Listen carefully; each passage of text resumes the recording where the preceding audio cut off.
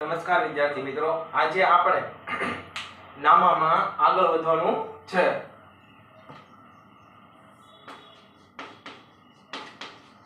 નામાના મૂળ તત્વો ભાગ 1 ચેપ્ટર નંબર આપણે અહીંયા લખી નાખીએ. ચેપ્ટર નંબર 3 કયું? તો કે બાગડી. એમાં આપણે થોડુંક આગળ આજે વધીએ તો એમાં આપણે રીત નંબર 3 જોવાની છે.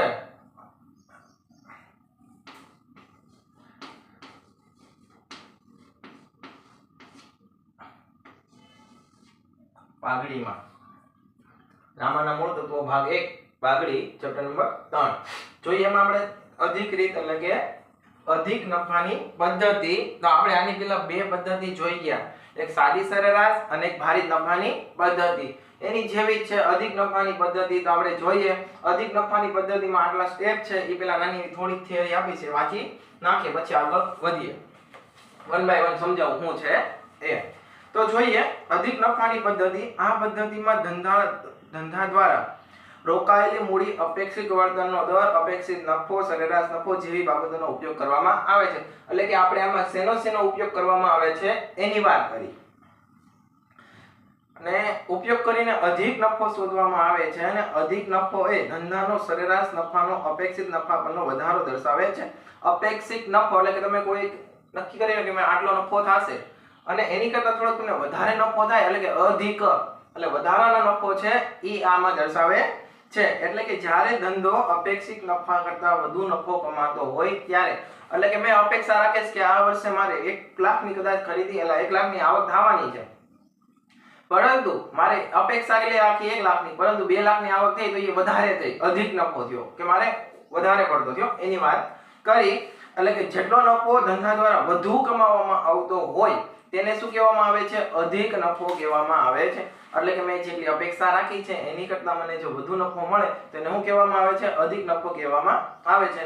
આ નફાના આધારે આપણે બાગડીની ગણતરી કરવાની છે અથવા તો મૂલ્યાંકન એનું કરવાનું. તો એની માટે આપણને ફોર્મુલો આપ્યો છે બુકમાં, એ રીતે જ ચાલવાનું છે.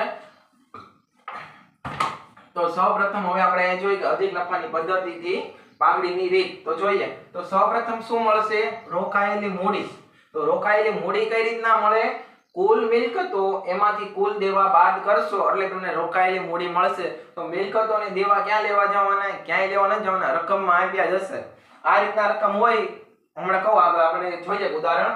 અથવા તો રકમમાં મિલકતો, દેવા, અપેક્ષિત વળતરનો દર અને આ નફો, આટલી વસ્તુ એટલે તમને ખબર પડી જવી જોઈએ કે આ કઈ રીત છે. તો કે અધિક નફાની રીત છે. તો કુલ મિલકતો માઈનસ કુલ દેવા કરશો એટલે તમને શું મળશે? રોકાયેલી મૂડી મળશે. પછી અપેક્ષિત વળતરનો દર બીજા નંબરમાં શું મળશે? પહેલા આપણે મિલકતોમાંથી દેવા બાદ કરવાના એટલે રોકાયેલી મૂડી મળે. પછી અપેક્ષિત વળતરનો દર, તો ઈ શું છે? ઈ આપણને રકમમાં આપેલો હશે. પછી અપેક્ષિત વળતરનો દર, પછી અપેક્ષિત નફો. તો અપેક્ષિત નફો કઈ રીતના મળશે? જે રોકાયેલી મૂડી છે ને એને ગુણ્યા અપેક્ષિત વળતરનો દર જે રકમમાં આપ્યો હોય છે એ, અને ભાગ્યા 100 કરશો એટલે તમને અપેક્ષિત નફો મળશે. પરંતુ જો અહીંયા આપણે 100 ની જગ્યાએ તમે ડાયરેક્ટ રોકાયેલી અથવા રોકાયેલી મૂડી ગુણ્યા દરને આમ ટકામાં કરી નાખશો ને તો પણ થઈ જશે. તો છેદમાં 100 લખવા પડશે નહીં. એ આપણે દાખલો ગણશું ત્યારે કરશું એટલે એ મળી જશે.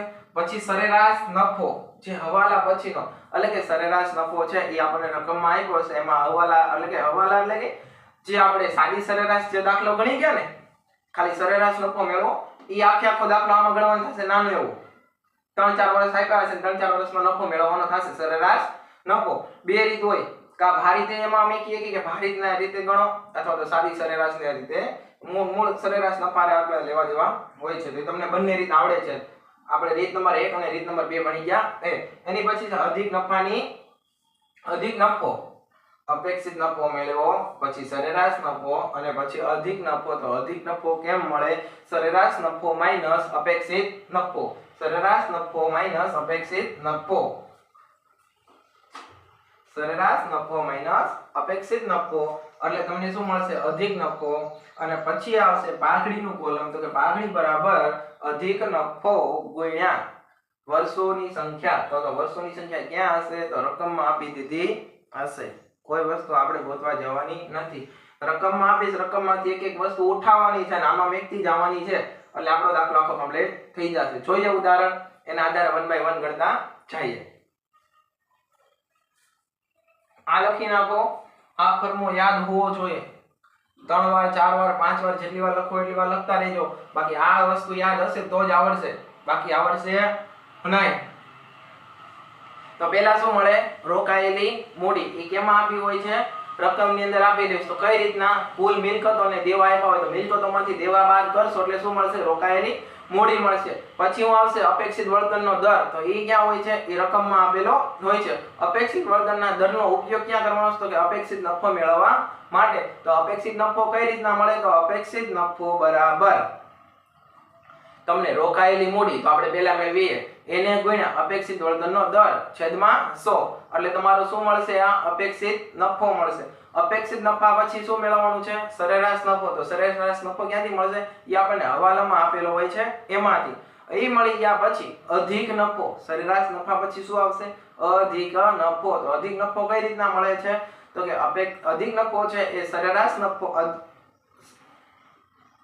જે અધિક નફો છે અધિક નફો બરાબર સરેરાશ નફો માઈનસ અપેક્ષિત નફો પછી તમારે જવાનું છે પાઘડીના કોલમમાં એટલે પાઘડી કેમ મળશે તો કે પાઘડી બરાબર આપણે અધિક નફો ગુણ્યા વર્ષોની સંખ્યા તો વર્ષોની સંખ્યા ક્યાં હશે તો એ આપણી પાસે રકમમાં આપેલી હશે આખે આખું મોઢે બોલી ગયો તો આ રીતે ક્યારે થાય કે તમે 2-3 વાર રીડ કર્યું હોય 2-3 વાર પાકું કર્યું હોય ત્યારે અને આને કન્ટિન્યુ પાકું કરતું રહેવાનું છે આની વગર ઉધાર નથી આ દાખલાનો આ ફોર્મુલો આવડવો જ જોઈએ ચાલો લખી નાખો પછી આપણે જઈએ ઉદાહરણમાં